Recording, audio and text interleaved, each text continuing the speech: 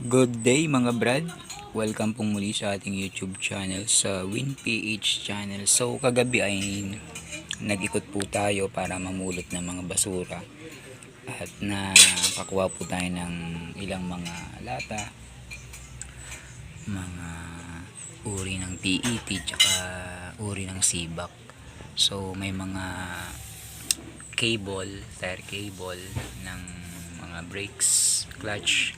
So babalatan po natin yan. So yun po yung ating karton nasa labas. Yan. Yan. Ang presyo po dito sa amin nito pag dinala po natin sa malapit na junk shop is 2.5 per kilo. So ang sibak naman po sa kasalukuyan ay nasa 7 pesos po ang bili sa amin. So ang gagawin natin, lahat po ng mga pwedeng maklasify na uri ng PET at plastic ay ating pong i-classify base sa kanilang uri. Yan. Yung may inkan po tayo dyan. Yung inkan po na yan. Yun, inkan. Tapos PET.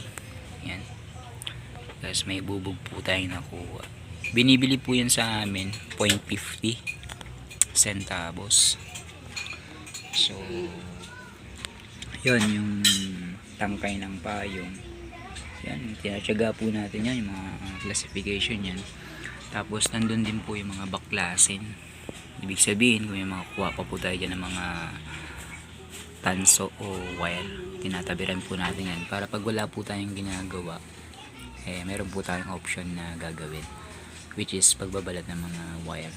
Yan, yun, meron po tayong nakuha ang mga uri ng aluminum tsaka stainless. Yan yung kettle na yan, yung ano.